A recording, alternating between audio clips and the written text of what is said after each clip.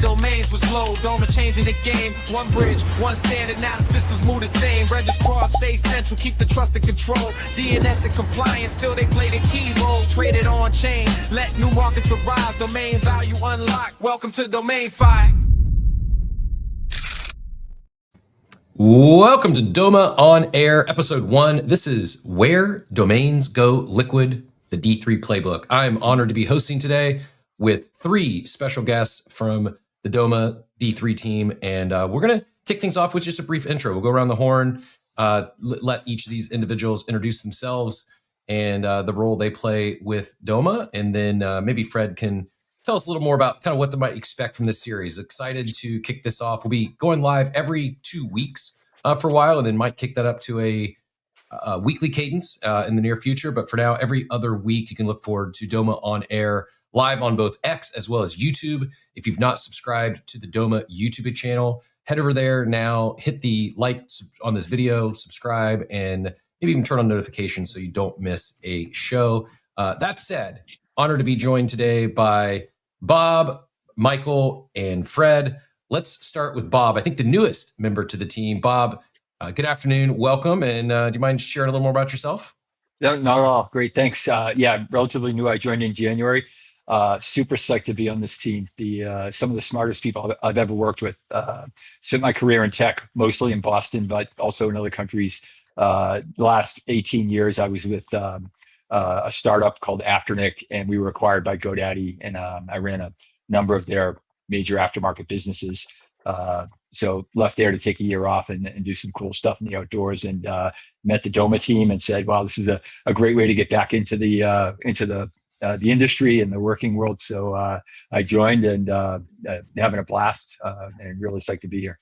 Awesome. Psyched to have you. I know you just had a big trip, but looking forward to getting to that here in a little bit. And like genuinely curious to learn more about that experience and all that transpired in India. Before we get rolling though, the other two here, let's go to Michael, one of the co-founders of D3.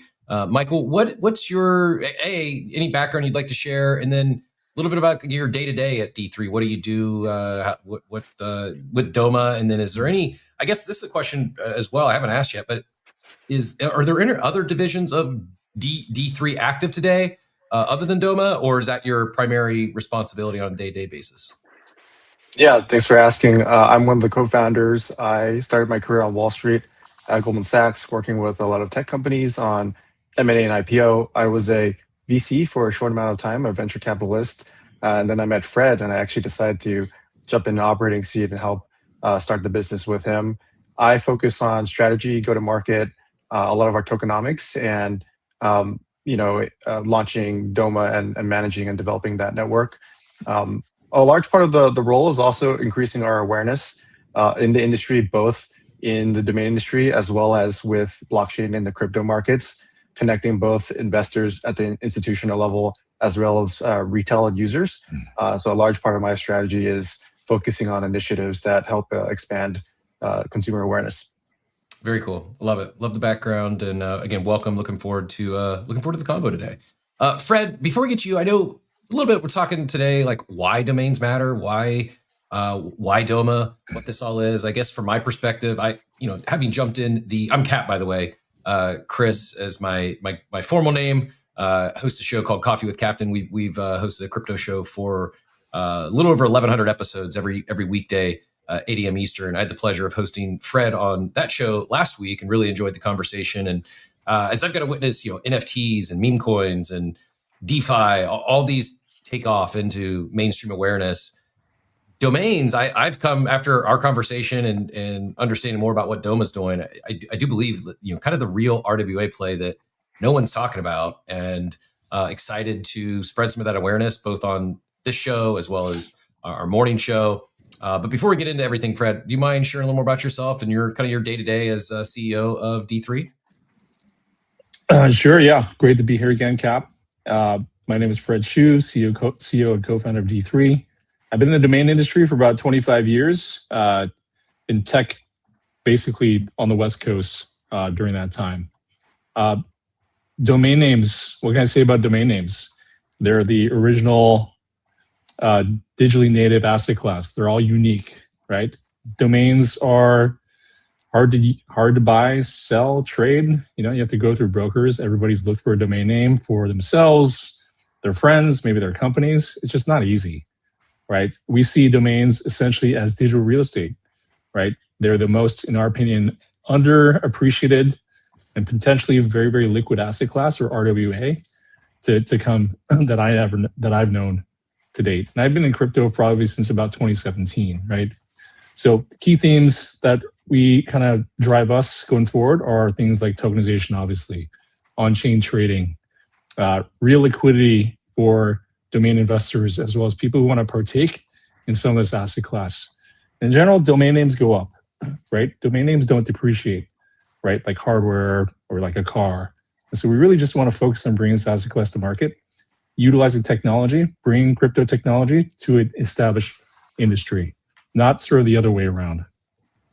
I love it. One of the things I had a kind of an aha moment when we were chatting last week. You mentioned domains are one of the, if not the most efficient asset class of all time, especially in the RWA world. You think about other, whether it be real estate or anything else, you often very expensive as far as annual maintenance, or whereas with these domains, really low cost. But until Doma, other than selling the domain, if they weren't using it for a business or branding, really wasn't a very productive asset. And I think that's kind of where things are changing here. But yeah, the idea of how efficient these assets are, this as an RWA class is really intriguing to me. And that was kind of a light bulb moment that went off during our conversation last week. But we'll go grab that link if anyone wants to catch that full interview we had with Fred. We'll post that in the comments here momentarily. But Fred, can you explain to those tuning in, why are we doing this show? What is Doma OnAir? What might the listeners come to expect over the next few weeks?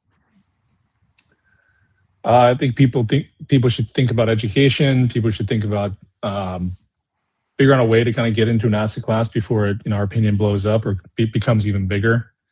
People who want safety and the security of something that is used by pretty much every person on the planet. I think a lot of what our go-to-market is that demystifying, educating, making sure that the customers can onboard easily, making sure people feel well supported, and also just to kind of make people feel like there's a real community that can be here to last. I think that's really kind of the purpose of why we're trying to do this. Awesome. I shared my personal journey. I've purchased, acquired, I don't know how many dozens of domains over the last couple decades. And unfortunately, a lot of them, if I don't use them, I let them expire because, I get a great idea. This is a cool domain, but never do anything with it. How we talk about domains and, an appreciating asset, oftentimes undervalued, especially those that don't get sold. How is Doma making them liquid? Yeah, you want me to cover that? Yeah, sure. So domains are actually pretty easy to make liquid. I wouldn't say it's easy or completely liquid just yet. Everybody owns a domain name, like at GoDaddy or maybe even like Namecheap, right? They kind of sit in your account, right? You can choose to use them. You can choose to sell them. You can even let them expire. So it's already well custodialized, right? It's a well custodialized asset, if I kind of speak in kind of crypto terms. What you don't have is an easy way to kind of bring that domain once from that custody provider at a registrar on chain. We kind of make that much more seamless, right? So instead of having to create like an NFT collection set, figure out all the programming, figure out how to do marketing, like these assets already sit at a registrar, right? It's just about bringing people and more eyeballs to that asset class, right? So it's not like holding a piece of hardware in layaway or having to do with physical goods. Going back to the whole efficiency part of domains, .coms cost roughly $10 to $12 to renew every year, right? Some other domains cost a little bit more, but it's just a nice, convenient, custodialized asset, just sort of ripe to be kind of brought to the edge, to get in front of Web3 and Web2 buyers globally. Cap, a really interesting data point is that the average premium domain sells for well over $3,000.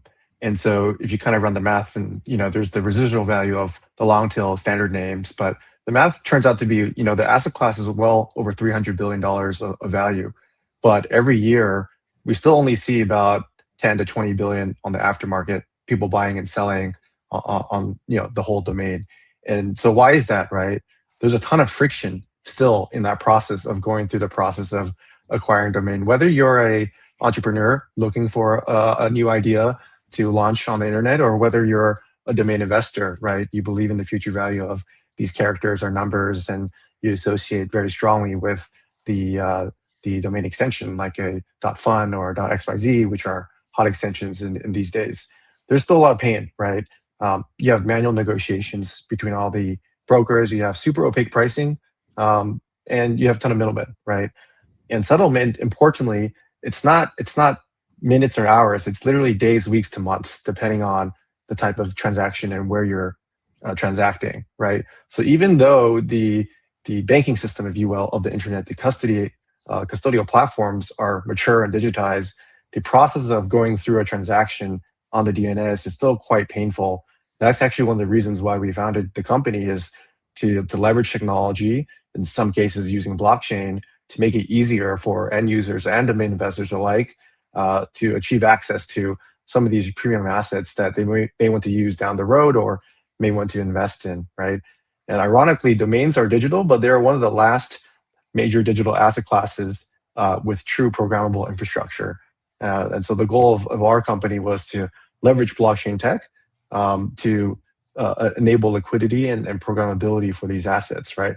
Even NFTs, right? Like media NFTs, right? You could fractionalize JPEGs before you could fractionalize ownership of a domain that's worth $500,000, $1 million, $2 million, right? So that was absurd to us, right? And you continue to see some of these headlines like AI.com just sold for 70 million, right? Near the Super Bowl, right? So there's definitely value there, but the liquidity is just trapped, right? And so our goal is to unlock discovery and liquidity for some of these portfolios that are sitting on hundreds of millions, if not billions of dollars of appraised future value in these domains.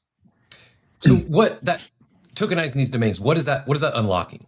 What is that enabling? Yeah. Go ahead.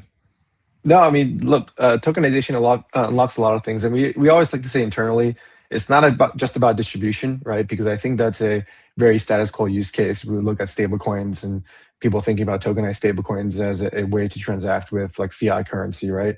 But with domains, since they are a digital asset, tokenization allows us to program the assets for additional utility, right? And that at the end of the day benefits the end user, right? One of the initial interfaces that we launched when Doma became live was a fractional domain investing platform, right? Where you can basically achieve fractional ownership for the first time, and you can turn a piece of a premium domain from a one-to-one relationship, meaning one owner to one buyer, to one to many, right? It's kind of like you're owning a share of almost like a internet land REIT almost, right? And on top of that, you have instant settlement, right? So you remove that layer of trust that you typically need when you're transacting across different registrars.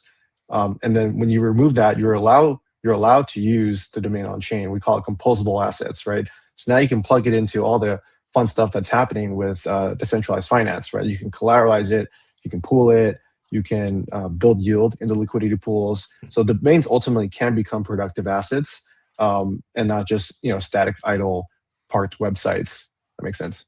Oh yeah, absolutely. I was telling Fred last week, I imagine I would have held on to a lot more of these domains that I owned had I been able to do something with them, had I even been able to get my costs covered, my cost basis covered, not thinking any wild imagination of selling any for $70 million, but even if I was able to bring in $20 a year to justify the renewal, I probably would have held on to a lot of these. It is wild. Jump in. A lot of people don't even know there's a domain aftermarket. It's been around for a while. And registrars have been working really hard to just make it easier. But the fact is, if you own a domain or a collection of domains, the sell-through rate is very, very low, maybe 1 or 2%. So if you own a lot of domains, you're going to sell a very small number of them on a unit basis per year.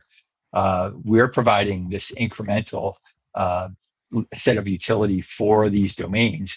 And the really great thing about it is it doesn't really impact the traditional domain aftermarket. This is an entirely incremental new approach to monetize these domains. So that's the beauty of it. We're not actually competing with this traditional aftermarket. We're making a whole bunch of new functionality available that layers on top of it and just provides a lot of value for everybody involved. If you're the domain investor, like Mike said, you've got liquidity, you can get ongoing recurring revenue through the trading that occurs. If you're the registrar, absolutely essential infrastructure player, then this is yet another service that you can provide to your customers.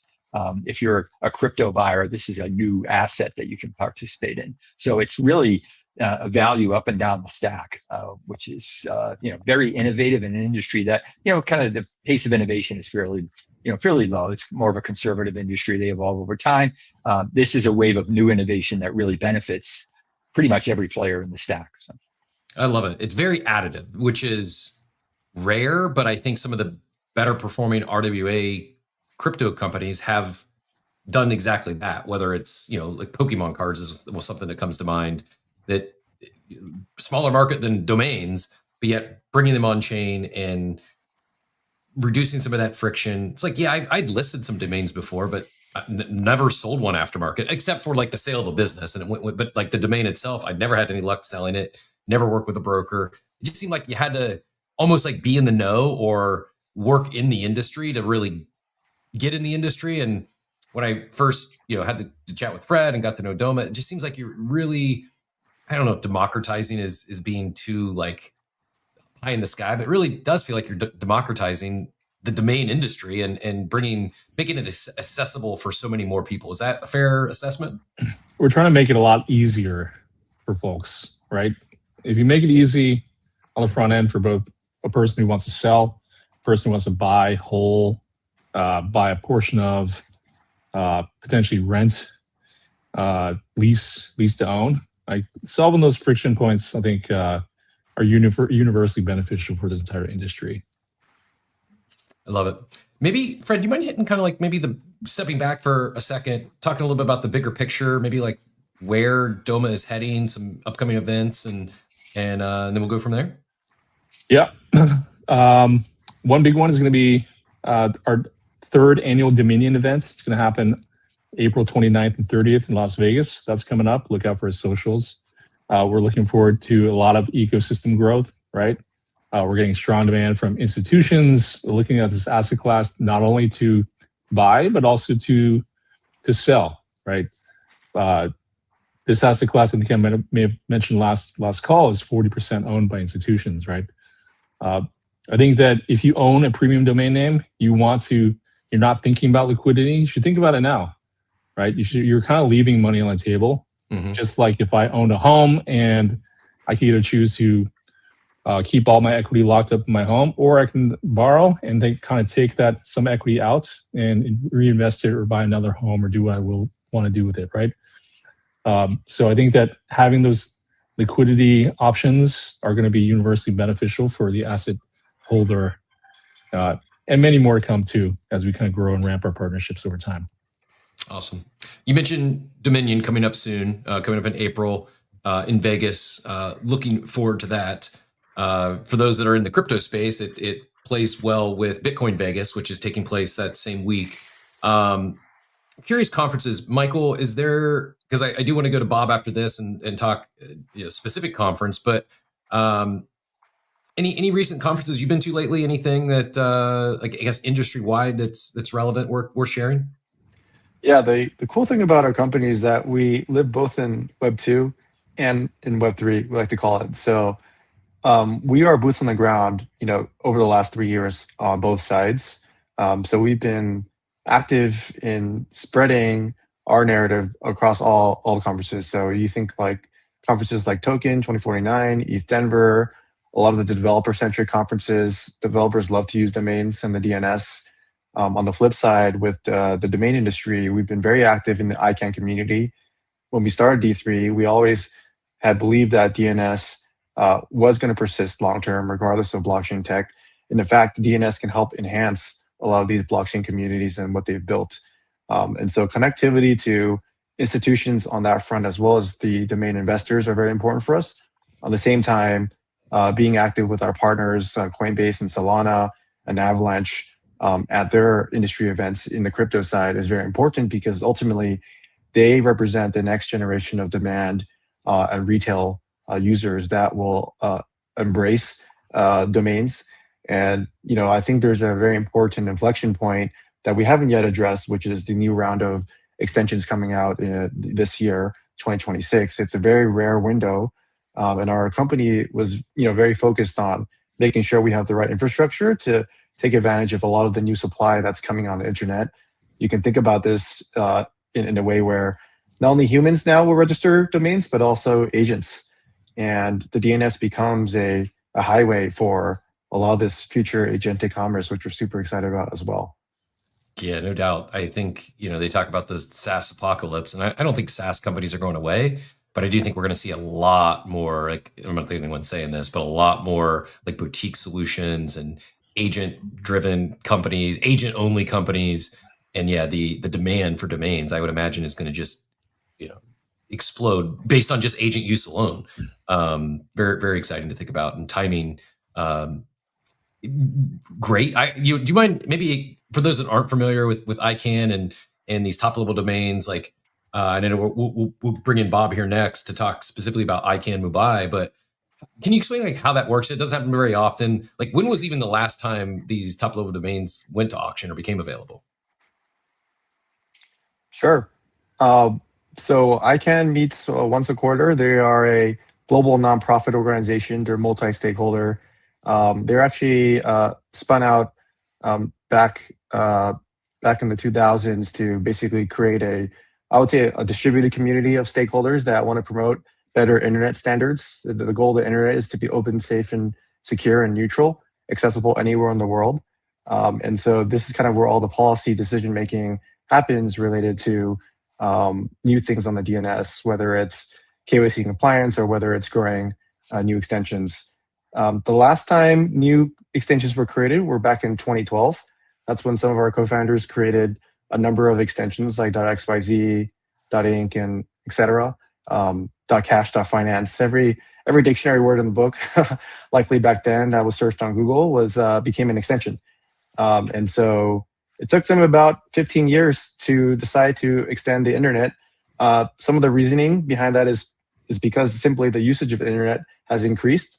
A lot of the valuable real estate has been taken up, and so they need new namespaces, right? If you think about, even when we started D3 back in formally in 2023, back then there was about 6 trillion monthly DNS queries. Today, I think we're exceeding 14 trillion. So the amount of usage on the internet has doubled in just a few years. And so we are really seeing parabolic activity. And I think that translates into just net new domains on the DNS, which is great for us, right? We can find more ways for people to use and leverage domains. But at the policy level, as it relates to ICANN, I think a lot of this starts at the top, which is setting the right policies, setting the right frameworks, especially for these new namespaces. What do you think? Internet usage is growing, and we know that, right? Look at your bandwidth at home, right? You no longer can take 28, 30 megs, right? Every major neighborhood is getting fiber installed. Now Google's all over California, right? 1 gig fiber, 2 gig fiber. People don't even think about that, right? Mm-hmm. So I think that's definitely a critical trend. You just expect the internet to work. And second thing is, most .coms are taken. I mean, I guarantee you cap.com, like we talked about last week, Michael.com and all the good stuff. There's about 170 million .coms and quickly growing, right? I think that these new namespaces represent fundamentally an opportunity for you, your family, your friends, your kids, your businesses, your agents to basically jump on a unique, memorable, human readable identity, which doesn't come around very often, right? Yeah, very valid. I would have never guessed that traffic has grown that much just in the last few years. I was about to ask, I'm sure agents are playing maybe a part of that, but it still feels somewhat early for them to drive that much growth. Do you think is it part of the pandemic effect? Is it the COVID effect? Any ideas why or how it's grown that much just in the last few years? Is it new markets? I'll let Bob take that one. Yeah, it's a combination of things. Obviously bandwidth keeps getting faster. People have more devices now, right? They have, people are spending so much more time on their phones. There's so many more things you can do.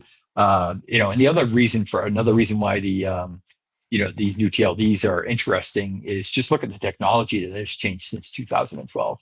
AI was a science fiction concept, really, right? Blockchain, a glimmer in someone's eye, and nowhere near what it is now. So this basically society and technology have evolved. So there's entire new categories that exist and subcategories in terms beneath them that are ready to become their own TLD, essentially create an identity for that community. Brands, companies, categories are evolving now where they, it makes sense. So I think just based on that, there's a lot of room for new TLDs. The last round people missed, right? It wasn't perfect. So there are opportunities that maybe they should have, somebody should have figured it out, but now they will for sure. There's more companies jumping into that space. So I think there's a lot of reasons why, the TLD, it's good timing for another round of TLDs. And as you said, the internet usage just continues to go up. No end in sight on that, right? I think internet traffic from AI is massively increasing the amount of throughput that's going over the internet now. Appreciate the explanation. Bob, I know we got a little bit of your intro and background, obviously a very extensive background in domains and in the industry. Shared a little bit about why jumping on board the Doma team here. Do you mind expanding a little bit on like your experience with Doma and D3 and kind of like what your role, what you'll be doing? And then I am very curious to talk a little bit about ICANN Mumbai. But before we get into the Mumbai conversation, any additional background you'd like to share and or kind of like what your day-to-day, what your role looks like there? Sure. So when I first got into the domain industry, I was working for a little startup called Afternic, which was essentially a marketplace for premium domains. So you could go there, and if you had one to sell, like if you had cap.com, you could list it there. And if somebody was interested in that, they would go there and they could buy it, right? If they bought it, they would have to wait until you transferred it. You might not, right? If you changed your mind. And you had to find Afternic, right? And that was a kind of just a website with very small marketing budget. So what we figured out was that the registrars already had that audience of people who were looking to buy really good names. So we partnered with all the top registrars, which basically exploded demand for premium names, because now we were putting these names where people really wanted them and were willing to pay for it. We implemented something called fast transfer, which essentially dramatically reduced the amount of time you had to wait. So instead of having to wait days, you could have it in a much shorter time frame. It looked a lot like a primary registration. So we solved a lot of the problems. Those things still exist in certain ways. If the domain is not enrolled in the aftermarket and you're trying to buy it, as Mike alluded to, in those cases, there's no price transparency. You could be negotiating with someone who's, maybe even doesn't own the name, right? So there's still some of that goes on. But the registrar community has really embraced, the aftermarket. They realize the opportunity there, and so they're on board, and it's really pretty much pervasive across all the top registrars in the world. I basically, spent most of my career in the domain industry building and growing, the aftermarket for Afternic and then GoDaddy with a great team around me. The business really exploded over the years because it was just such a great fit with what businesses and organizations wanted. So when I discovered what D3 was doing, there's a lot of parallels, right? So we're essentially taking these domain names, premium domain names especially, and exposing them to this audience of crypto buyers. Just the crypto buyers in the partners that we've signed so far is 300 million active wallets monthly. GoDaddy has roughly 20 million subscribers, right? So, and they're the biggest registrar on the planet. So the crypto audience, the buying audience, is significantly larger than traditional domain buying audience. So to me, that seemed like a massively interesting opportunity to take this premium domain world and expose it to a much bigger buying audience who can benefit from that. So that's kind of why I joined. So my main responsibility is really working to strike partnerships with companies where we have a mutual benefit, right? Where we have assets, skills, and products, and what are the companies that we can help, by leveraging our products with what they need and their audience, for example. Certainly registrars are key because they control the traditional DNS domain name customer and the domain names. So they're a key partner for us to work with.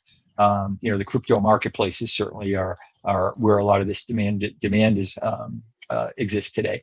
The domain investor community. So my job is really to focus on these partnerships. How can we strike these deals that really help both sides, and they'll sustain, provide benefit over time. And there's it's a target-rich environment. There's so many people who can benefit from this and who are excited about it. So that's kind of what I do, and why my background led me to this, which I think is a great fit. Awesome. Well, congrats on joining the team, and Michael and Fred, congrats on landing a legend in the space. Probably too early to ask about any specific wins that came out of ICANN Mumbai. But Bob, can you, for those that are maybe hearing that for the first time, would you mind just high level, like what is ICANN Mumbai? Who was there? How was it? Any like high level feedback from the event itself? And like I said, even just what is it for those that aren't familiar? Yeah. So as Mike mentioned, it happens, there's a policy meeting 3 times a year, and then 1 time a year, there's more of a business oriented session that's less concerned about governance. The really cool thing about ICANN, a couple of cool things, it's mostly volunteer run. So there's a, pretty lean staff at ICANN that sort of works for ICANN. They're employed by ICANN.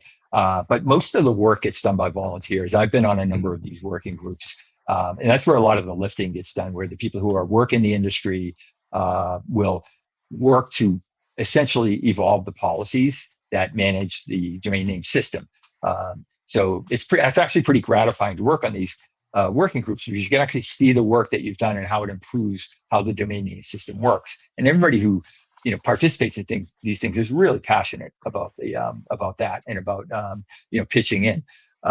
So that's one thing, is the volunteer community that works to do this is very dedicated, very passionate. So you're involved in a community that is really interesting group to be around. The other thing is it moves around because, as Mike said, it's a global organization. So they want every country to have the opportunity to host an ICANN meeting and basically showcase their participation, on the internet and the domain naming system.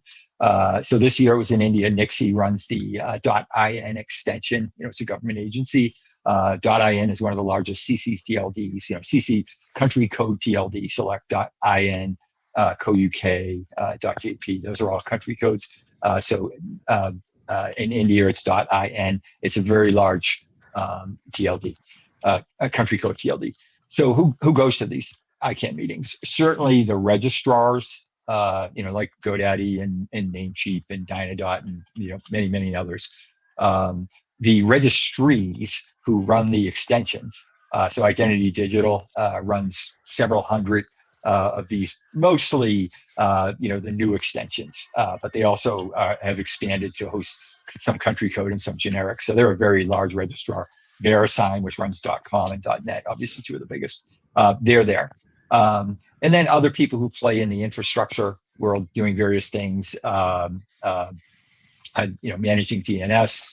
Microsoft, attends these. So there's all kinds of companies in the general ecosystem. And then lastly, and this has been emerging over time, domain investors. You wouldn't think that a domain investor would be part of the ICANN community, which is more about regulatory, but they are, because a lot of the people that they work with are there. So over the past, certainly since I've been in the industry, we've seen increasing presence of domain investors at the ICANN community as they move around the world. So it's perfect for us because we're engaged with a number of those different partner categories. And the biggest way, the registrars, and the second is with the domain investors, and then we're in touch with the registries. Obviously, there's new TLD applications. So this is a great conference for us to meet a lot of people who are in one spot. You would have to jump on planes for a year to meet all the people you meet at one ICANN meeting. So it's a perfect place to do business. So we were explaining to certainly the registrar community what we're doing, what's changed since the last time we talked to them. The response was incredibly positive. everyone's really excited about our vision, the potential. So we have follow up to continue to kind of engage with these folks and move to a point where we're integrating.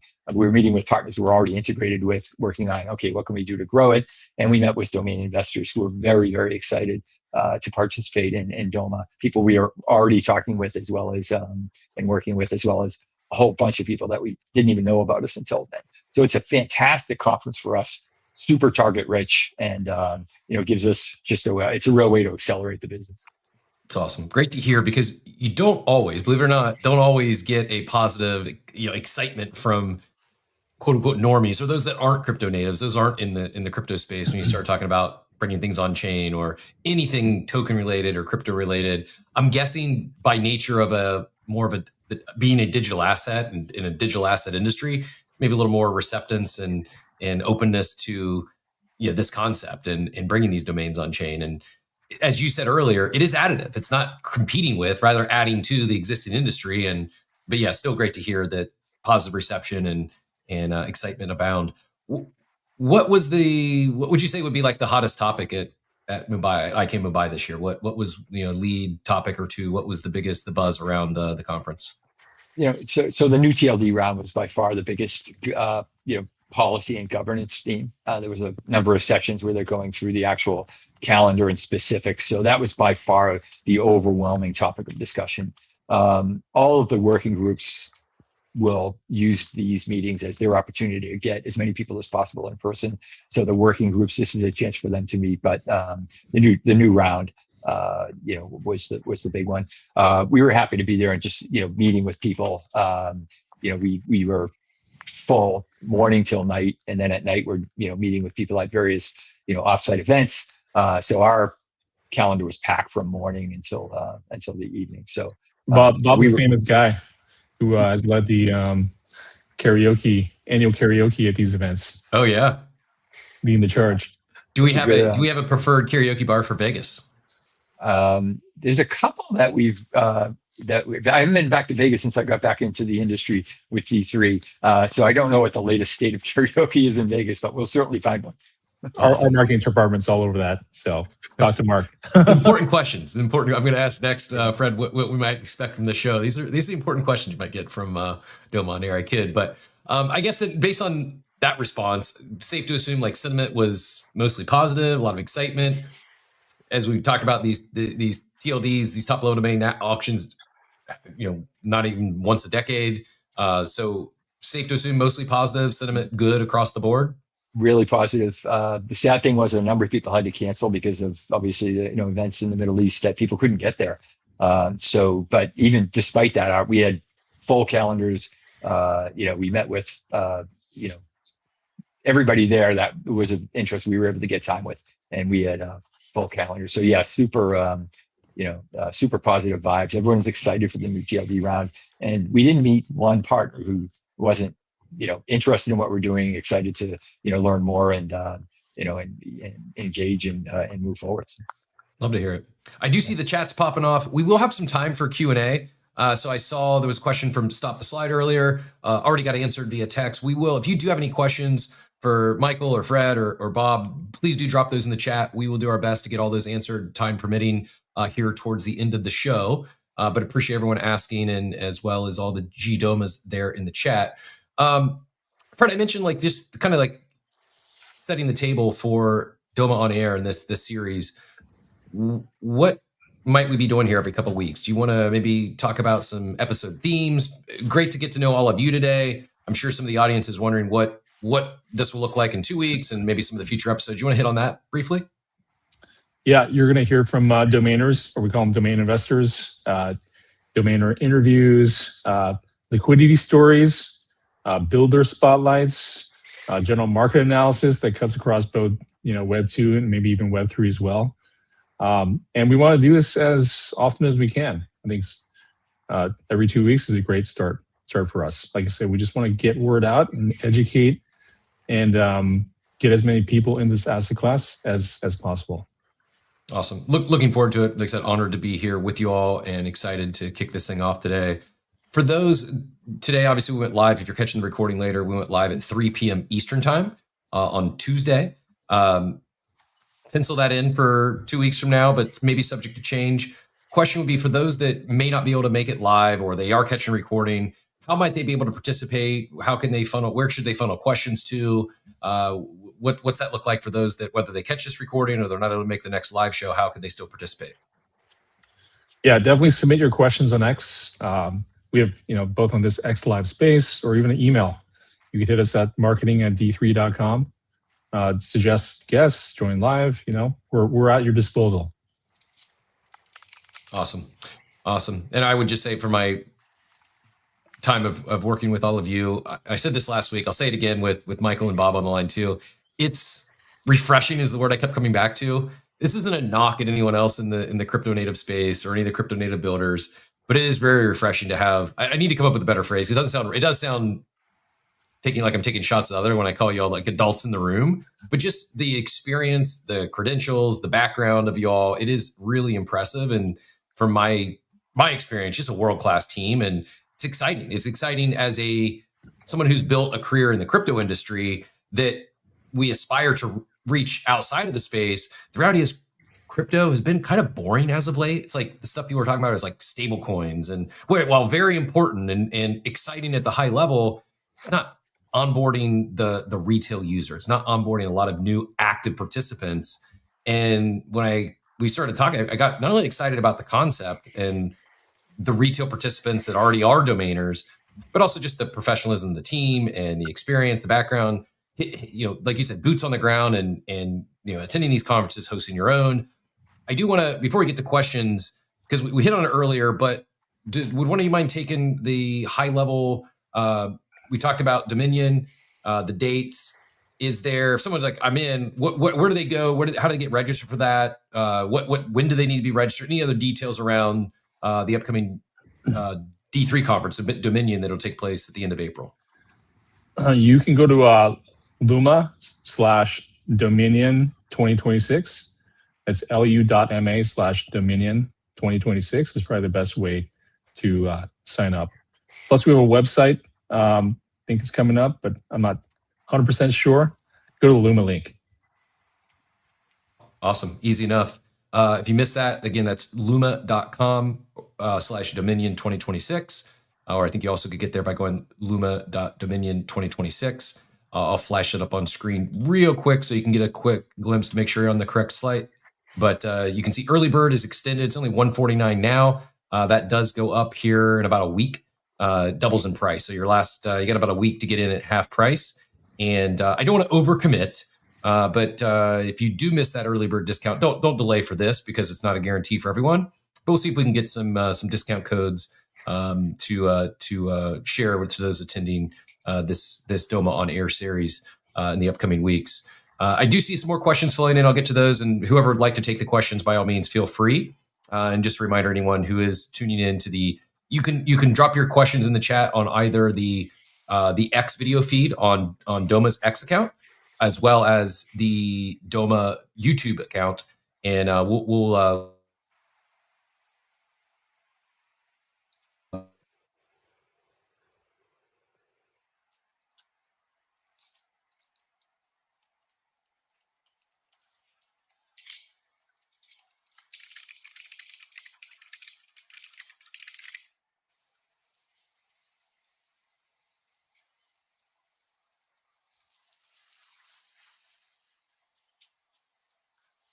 Michael, you there? Yeah, I think we lost Cap for a second. There we go. Check. I can hear you. Hey, Cap, we lost you for about a minute.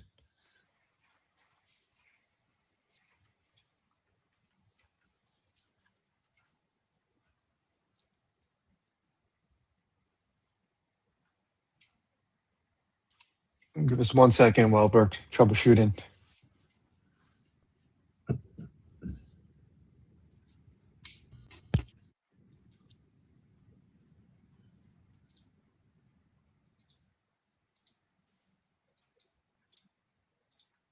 I think my audio is back. Check. There you go. There you go.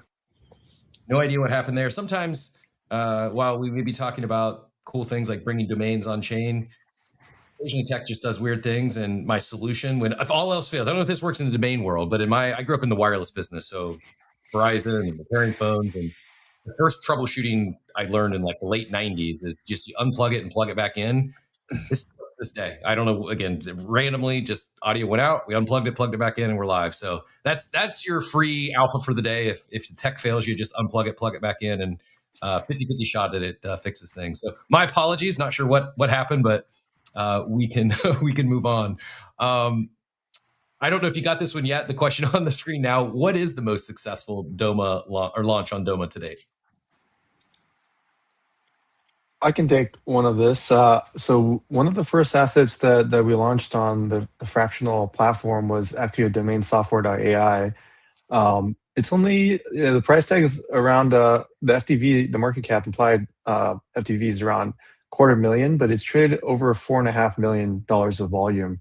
So for us, that was a huge signal that, large, medium to large assets and premium names like this do have appetite and demand in the market. Traditionally, this is a domain that would maybe take 1 to 5 years to sell, or even 10 years.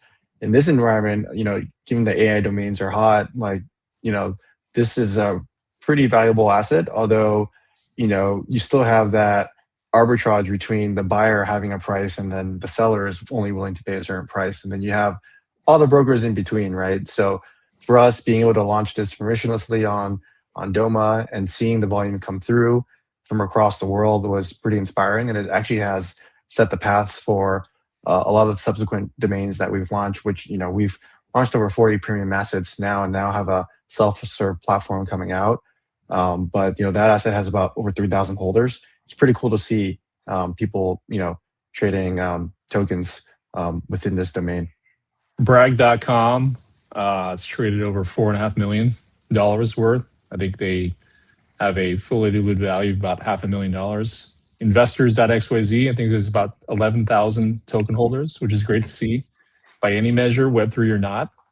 So these are some samples. I think you and I talked last week about one of my meme favorites, boner.com, pretty cool.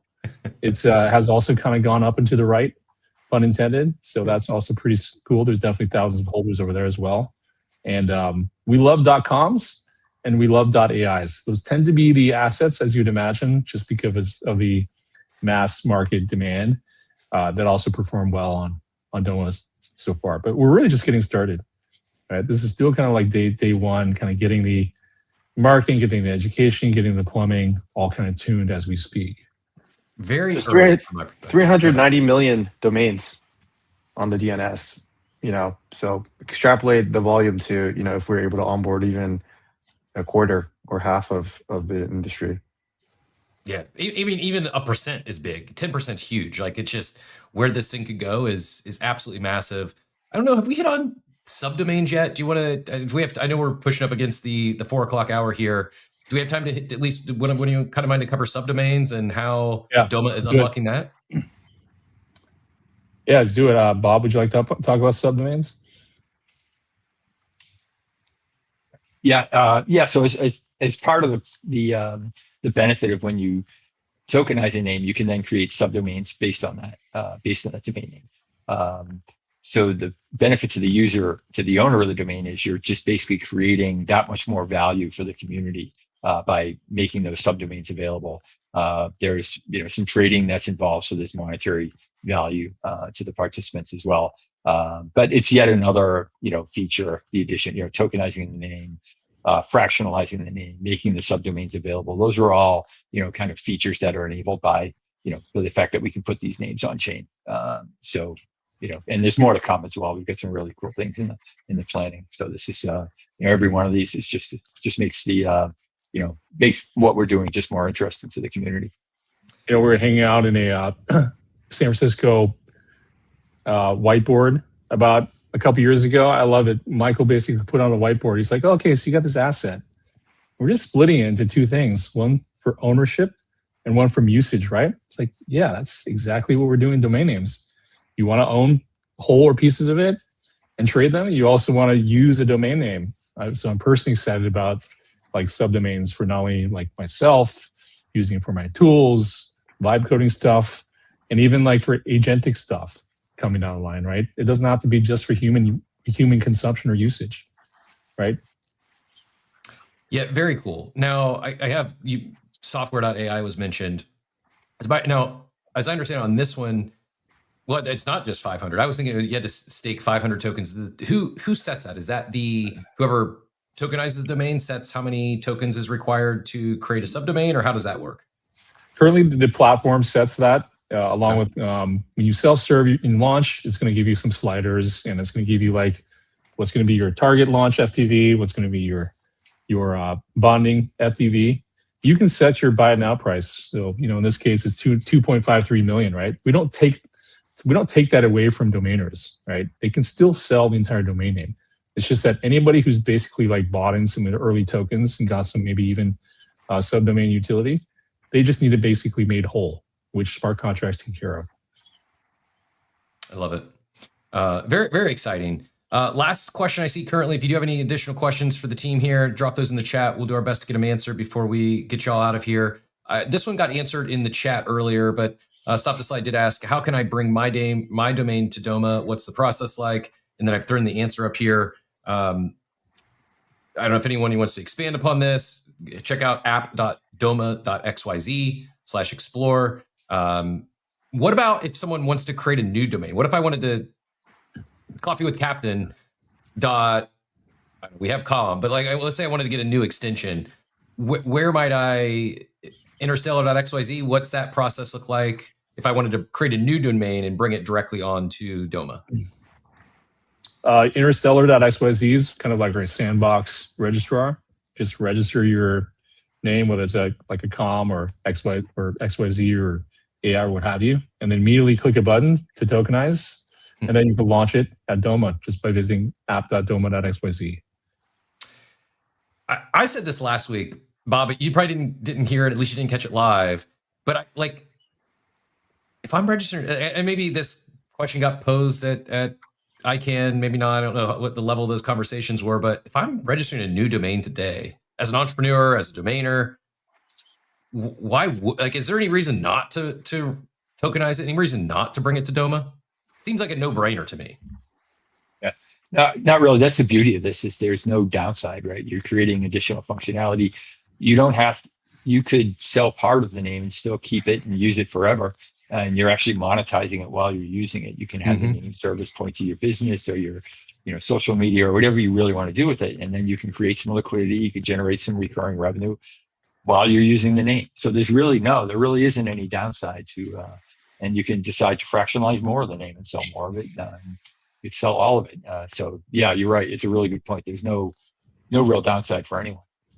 Yeah, I get really excited. I mean, fortunate to get a chance to talk to several founders and teams in the space. And when I get really excited is when it's something that's additive, and they're not just throwing it on chains to capture extract some liquidity or capture some value from the crypto natives, but rather truly making the product better, enhancing an existing product. And this is, from my perspective, doing that without any downside. And congrats to getting this far. Really excited to see what Doma continues to do. Excited for Dominion, excited for the series. Before we let everyone get out of here, if we could get maybe one more, like a one sentence takeaway, if there's anything we didn't cover today, we'll go around the horn and get like a one sentence closing comment or takeaway from each of you. Bob, being the newest member of the team, do you mind kicking us off? Anything that we didn't ask you today that you're hoping to share? You got a one sentence or one takeaway for those listening in? I think one of the comments about tokenization was that, yeah, your domain name does have to be with a participating registrar. We have several. They're on our website. That list will be growing. If you're with a registrar and they don't participate in Doma, then you can always reach out and ask them to add support for Doma. They listen to their customers. They know about us. We'd love the support if you can kind of, lend your voice to the fact that you want them to join this great thing that we've built. Let's leverage the community to make this available to more people. I love it. Michael, how about yourself? And anything we didn't ask you today, or a closing comment for the audience? Closing comment probably is something along the lines of, domains aren't just static websites anymore, right? They are programmable assets with value, with utility, and identity.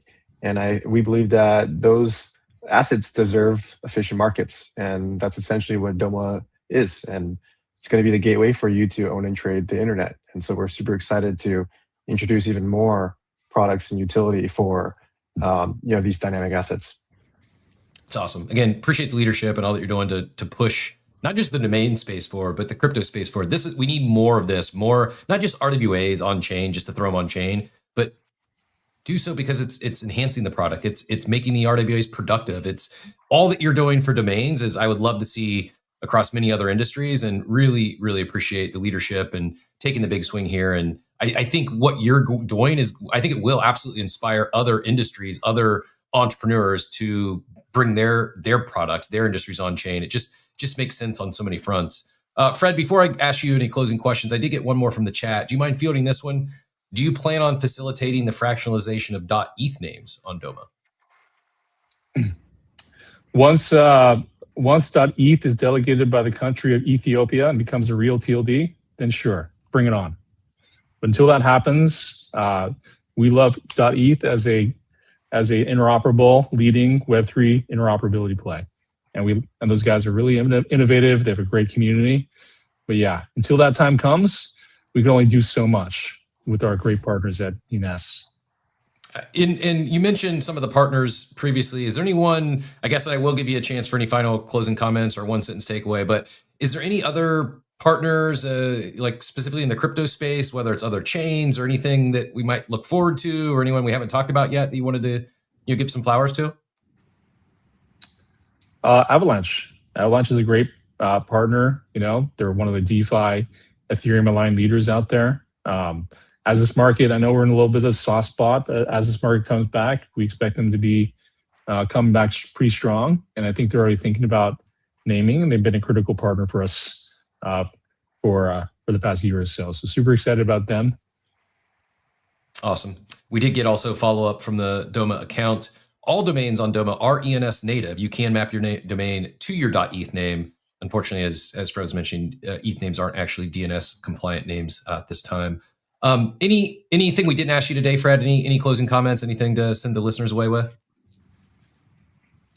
Yeah, I think it's more along the lines of what's old is new and what's new is old, right? Domain names are the original RWA asset class. It's tremendously durable asset, and people just don't think about it. So really, domains are some of the best, if not the best, in my opinion, real world asset class, digitally native from the get-go. And we'll probably stay that way for a long time. Love it. Love it. Well, really appreciate all your time today. Appreciate everyone who tuned in. Pushing 500 live viewers, which is exciting to kick off episode 1 of any series. Appreciate everyone who tuned in. All the questions have been great. Very much so. While we will have guests are going to join us, we will have some topics we want to make sure we discuss here on the show. Very much a participatory show. And like I said earlier, if you can't make the live show, do send your questions or thoughts or comments to the Doma handle, marketing at doma.com. And make sure you're following the D3 account. Follow the Doma account. Get registered for Dominion 2026. And stay tuned for next episode. Next time, we're going to bring on Richard Lau to join us.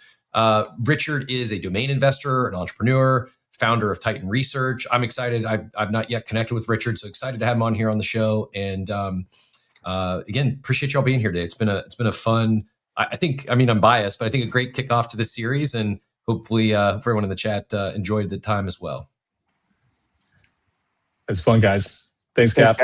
Thanks so much. Have a great day, everyone, and we'll see you in a couple weeks. See y'all. Buying domains was slow, Doma changing the game. One bridge, one standard, now the systems move the same. Registrar, stay central, keep the trust and control. DNS and compliance, still they play the key role. Traded on chain, let new markets arise. Domain value unlocked. Welcome to Domain Fi.